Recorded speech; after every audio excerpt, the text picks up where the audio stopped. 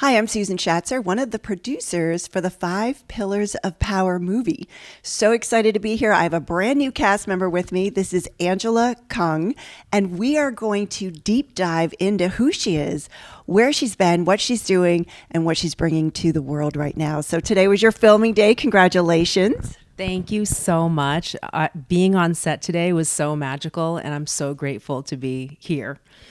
It's amazing with all the people that you just get loved on, and they pamper you, and they did our hair and makeup for us. So tell us what it was like when you were headed here and decided to choose this as a possibility for yourself and being in the movie. It was really a dream come true. I really can't say how magical it was that it landed in my divine path at a time where I intuitively felt like something like this was going to come in, and just it being a reality has really shaken me to the best places. I feel so honored, and I feel like everything I've done up until this point in my life with healing and spiritual work has really, just paid off. I'm sort of in this place of I'm an expert at this field. I know what I'm talking about. I've walked the walk, and I just love being able to share some of this wisdom for the world, and being a part of this amazing project is a dream come true. Yeah, and as a little girl, did you ever have a dream or a vision that you would be in the movies? Actually, no. To be honest, I never thought I'd be in the movies, but I think when I was in college, I was actually a theater major because I did see myself doing more acting.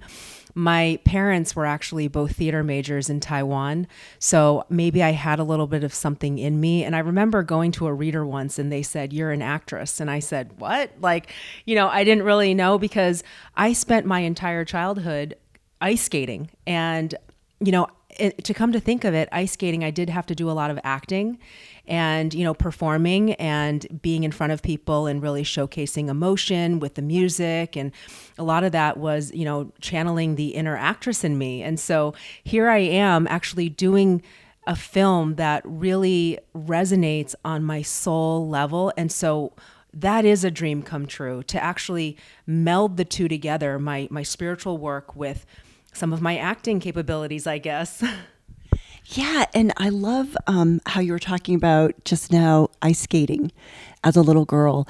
And to me, the acting that you're talking about, I sort of look at ice skating as like dancing on blades. I don't know, what would you say? Absolutely, it's dancing on blades. I not only did single skating, but I did synchronized ice skating as well.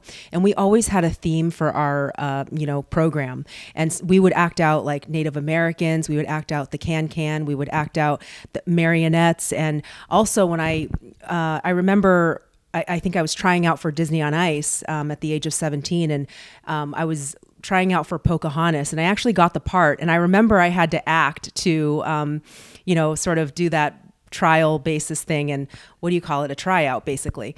And it was so much fun to do that, but it wasn't the right time in my life. My parents forced me to go to college, so I never ended up taking the job. And I did the same thing at 23. I started acting a little bit in a video, and I did the Mulan tryout for Disney on Ice again. And it just wasn't in the cards because I got the part, but I ended up doing a show in Europe called Holiday on Ice. And it was more of a, upscale, like Vegas girl type of show. So it was a little more mature. We got to travel all over Europe. So that's kind of what I chose instead. But there is something in me. My husband tells me I'm an actress. I mean, he tells me I am like so over the top sometimes and fun and eclectic, or I don't know, just a lot of energy and fun vibes. So I think there is something to it that came out with the ice skating training.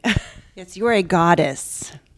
We are queens here. We are on top of the world, and we're here to support humanity. And I'm so glad that you are one of the cast members and you chose to be here and do this with everyone. So tell us about your filming today. What is it that people can look forward to with your segment? Wow. Well, there were so many parts to my segment. I worked through a lot of deep questions that I think are really going to support people in finding key answers to how they can become successful in their life and what they can do to take actionable steps to move forward.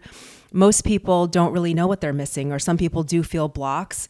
And I think that the film is where I was able to share a lot of my key experiences and wisdoms to move from a space of not feeling like you can achieve success or joy or a good relationship or achieving success monetarily. There's so many aspects to our life, and I love the fact that the pillars. There's actually 5 that we talk about, and each of the 5 have a really important part of all of our lives that need to be not only balanced. And we talk about so many fun things. So just watch the movie, because I don't want to give anything away. Really, I'm trying to dance around my answers, but really, if you just watch the movie, you'll pick up some really cool things. And it's one of those movies that I think you're going to be able to watch over and over again, and then like almost see something new. And it's like you don't stop learning. And I think that when we're at this day and age right now, where we have a lot of spiritual knowledge and a lot of spiritual leaders that are willing to step up and really share some of these secrets, it's going to be again very moving for the world. When films and documentaries like this come out, I just think it's a game changer. So be a part of the movement and elevate your life, and come with us on this journey, because we're all going to link arms, and we all want to be better, and we all want to live in a higher frequency. Yeah, that is so beautiful. I was hoping she would give away some of her top secrets, but she very eloquently danced around it. So tell us about today with filming. Do you have a favorite cast member? Ooh, I didn't know you were going to ask me that. I love all of the cast members, and maybe the one behind the camera right here, Misty. She's one of my favorites. I'm working with her on other levels other than the film, but she has really shown through with a lot of her dynamite wisdoms of how to run your business. And I just love her, and I fell in love with her wisdom. I mean, really, it's a lot of things that we want to be successful in life. You need to have someone who develops the strategy and has that mind power for it. So I think putting people in your path, such as all these cast members in my life, I'm so grateful. I cannot honestly name just one person. I have to give a shout out to Alicia and Donna. I'm so grateful for you guys. And also Ryan and Jason. You guys have been just so supportive of me. And I feel like this day has been so magical because of that love and support. So thank you so much, LA Tribune. Woohoo! So tell us about, I know today was super special with filming your different segments. So tell us about something that happened today that was an aha moment, or was there a blooper or a funny thing when everyone just broke out into laughter? Honestly, I wish I could say that there was a moment like that, but not really. I will say that I have been showered with sort of this praise that I don't always give myself. I do shoot for, excellence, and I know that I can be critical with how I deliver information and how I'm able to come across. And I really wanted to do a good job. And so the way that this day has gone, and with the support from everyone, what I've noticed is just an ongoing plethora of praises for me. And they are just letting me know that I'm right where I belong, and this is what I need to be doing. And I'm doing a great job. So I'm so grateful.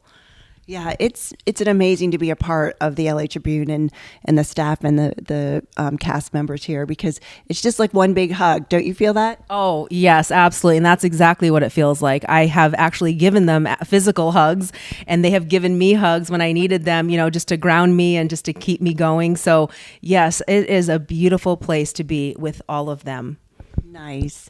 So take us back to when you were a little girl and you were growing up. And there are a couple things that you've talked about in your bio that have sort of shifted and changed the direction that you headed in, as well as who you were then and where you are now. So if you go back to your little girl self, is there something you tell her based on the knowledge and information you have today?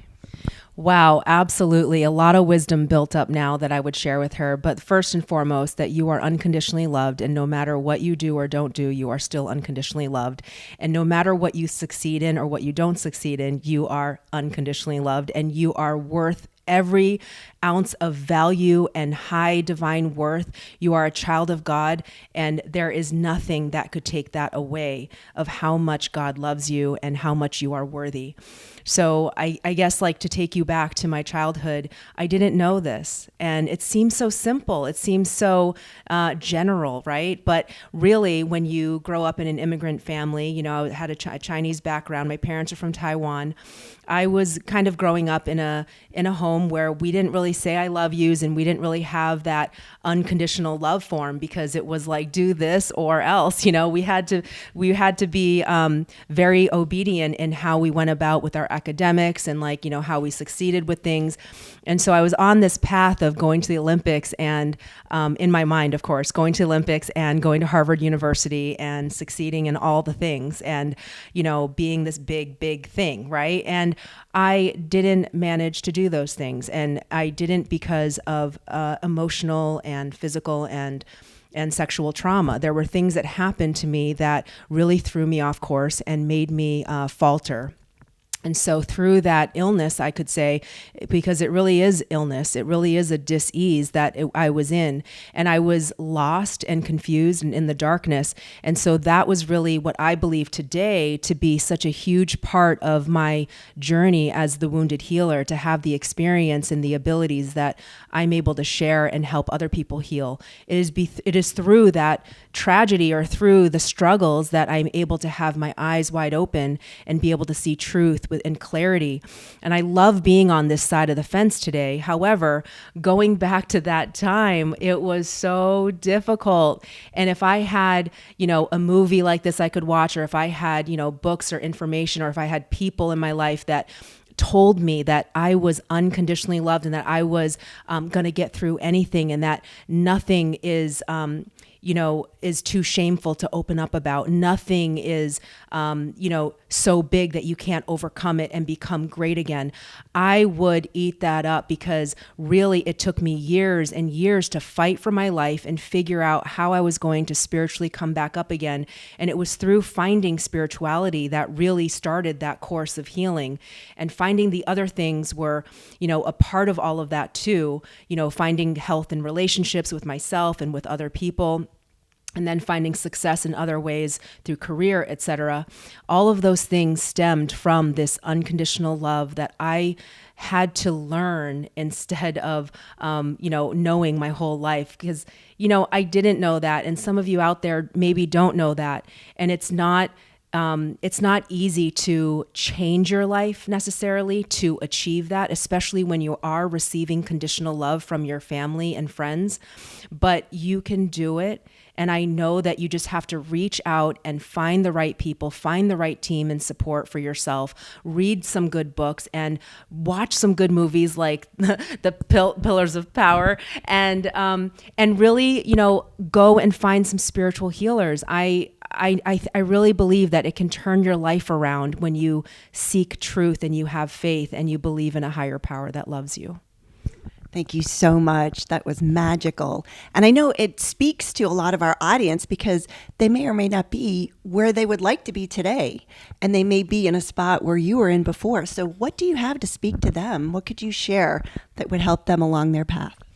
I'm going to say that recently I had an 86-year-old patient who completely healed her anxiety and her relationship issues with her daughter after coming in and seeing me for energy and spiritual work.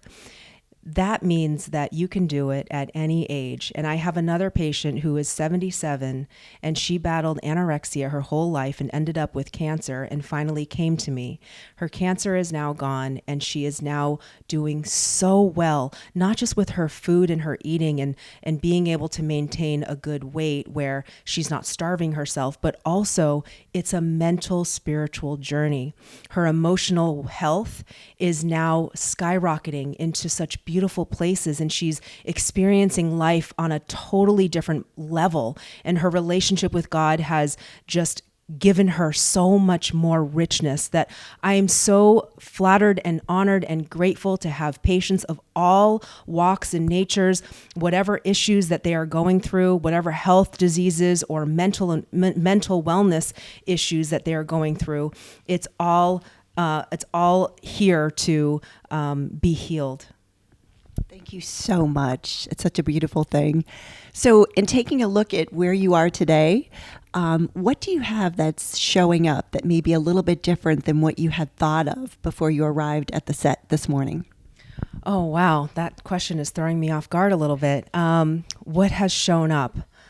I think, again, the praises of some of the staff. I have to say that they are really cheering me on and saying, you have a lot of things coming for you. And I really feel that. I feel that not only from their support, but I feel that divine guidance and the truth of it all.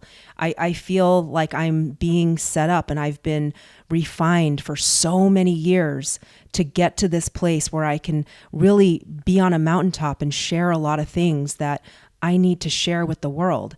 And I think that this has been an incredible day for me because of that knowledge. I mean, it's been a twist of like, wow, I am here, I've arrived, and there's so much in the future to look forward to. So, what was it like being a first generation American? Well, I think most first generation Americans will say that growing up in an immigrant family, you had to work kind of hard. You had to make it happen. I mean, when our parents come, they come usually with nothing or with very little. And so they have to work their way up or really work on their education to make themselves get a good job. And then the children are given that type of dedication and discipline in the home so that we can also, push for the family to survive. And so being, raised in my family, I think we were all pretty disciplined and hardworking. We were expected to do really well. And so I actually got into figure skating at a young age, at the age of 6. And that was a big part of what I worked really hard in every single day. It was what I did and thought about all day long. And I absolutely loved it. I did really well in it. And I became a very strong competitor, not only in single skating, but in synchronized ice skating. And it happened to be that I lived in the right part of the country because I was on the synchronized ice skating teams that were national champions pretty much every year. So we were pretty well known. We got to do so many amazing things from skating at the Macy's Day Parade live to traveling all over the world, the nation, and going to World Cup competitions. So it was really fabulous, and I did really well in school until. So the story I have is one of trauma and triumph, one that I can only say with truity and the most sincere of my heart to share with the world is that I went through trauma and unbeknownst to me, I didn't realize how much this kind of thing would really cause me to suffer. And it would cause even my family to sort of fall apart, if you will, because I wasn't really there anymore. I had some sexual trauma happen to me and some bullying things that happened as well, different things that caused me to spiral. And so by the time I was in college, I was feeling very suicidally depressed, and I had a lot of anxiety. My anxiety became panic attacks, and it was very difficult to just get through a single day. I didn't really want to live anymore. I had those depressive feelings for many, many years, and I suffered from fibromyalgia, GI issues like ulcerative colitis. I had migraines. I had insomnia and difficulty just getting through a day of walking. I ended up later having an injury that wouldn't heal, and I realized that I had actually tore my labrum in my hip. And so all of this was going on while I was pretending to be the happy-go-lucky, successful person that I thought I was trying to pretend to be. Going through college, and then after college, teaching ice skating and doing all those things and traveling and everything like that. And to backtrack a little bit, I was again, an immigrant, from an immigrant family. And I had told my parents from the age of 6 that I was going to be a doctor. Now, part of that was because I loved healing and I loved helping people. And I was always looking at anatomy books. I was always trying to help, massage someone or heal someone with my hands. And I was doing that. And so moving forward, I realized that nobody was able to help me in the Western medicine field. I had tried and tried, and even after, being pre-med in school and seeking doctors for my issues, nothing was actually touching the root cause of my issues. And so that's when I told my parents, in a very courageous way, of course, that I was not going to be attending medical school. That was really, really difficult for them to hear. And it was very difficult for me as well, because I felt like a failure, just like I had felt when I didn't attend Harvard University, when I didn't go to the Olympics. And I just felt a whole flood of regrets about who I was, how I would never amount to anything, how I was unworthy and incapable of, I guess, living a life that was in authenticity, because everything was a facade at that point. And so fast forward, I hit rock bottom and I was just done. And I remember having a spiritual moment and asking above, God, if you're really there, if you are really there, I need your help. I can't live this life anymore. And just tell me what to do. And before I knew it, I was on the phone with my cousin who had just moved out to California from the East Coast, where I was still living in Massachusetts. And I said to her on the phone, guess what? And she said, what? And I said, I'm moving to LA. And she was like, what? And I was like, what? So that was my first, I guess, memory of like really channeling and not really realizing that I was doing that. And so 2 weeks later, I had moved across country with a one-way ticket and 2 suitcases. And from that point on, I had never looked back. I was 26 years old, and today I'm 45 years old. And I can say that I have worked long and hard to achieve a life that is lived with healing, with authenticity, and with positive relationships to myself, to my higher power, developing that along the way, and creating a life for myself with me and my husband and all of my other family and friends, creating a support system, a community. This was not easy, but it was something that I wanted, and I did it, and I know that anybody can do it too. Thank you so much for sharing that. That is deep. You could feel it like just cut you right down there. Like we walked it with you just now. Thank you. Thank you for being so humble and for sharing that with all of us. So tell us about how you moved from skating into pageantry. Like hello? Like, yeah, let it fill us in. Oh my gosh. Well, there's really not much actually, except for the fact that, like I said, I was living a very spiritual life. And while ice skating is still like my love and I still ice skate, I basically had asked God last year a single prayer, and I said, please help me step back into my body in its fullness and in full confidence.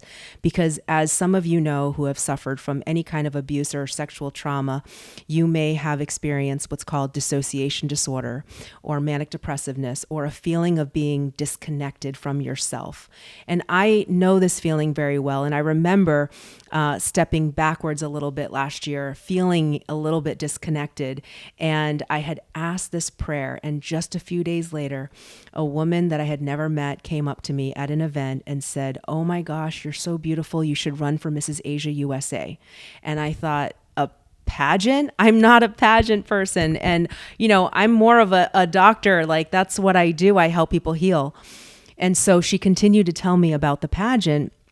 And I just felt with all of my heart and might that God was asking me to do the pageant.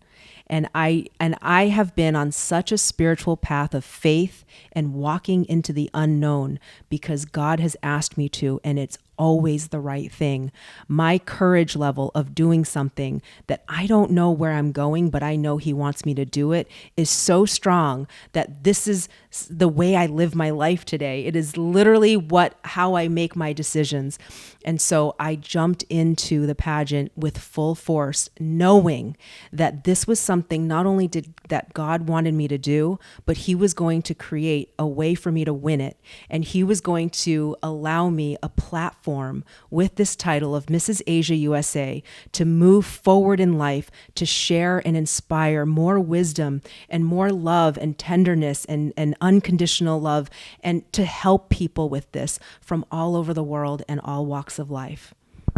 Wow, huge. And when you have that knowing where you're just sitting in like, this is a different space, there's no concern, there's no worry, there's nothing, there's no anxiety about it. Share with our audience, what does that feel like? What does that look like when you have a knowing? I think everybody has intuition, and I think everybody can develop their own style of what intuition is for them. So the way that the Spirit speaks to them, the way God speaks to them may come from a feeling. It may come from something in their stomach, the way that they think, or something that they auditorily hear. I think that everyone has that ability, that sixth sense, and a gift if they are choosing to exercise it. Well, for me, because I am so energetically sensitive as a healer and an empath and somebody who's been working with energy for so long now, I felt it whoosh my entire body. And it's the same feeling I felt when I met my husband and I was asking, and I know that sounds crazy, but when you are choosing to have God in your life as such a strong companion, it is a way for you to walk through life knowing that you can communicate with God about everything, about anything. Like he is your closest friend, your closest father, and the one person in your life that you can trust. And so being able to develop that for me has been everything, because I do get the signs, I do get the messages. And for the pageant, that sign came through me like a ton of bricks. I could feel my entire body go into a place of strength, and it was like a yes.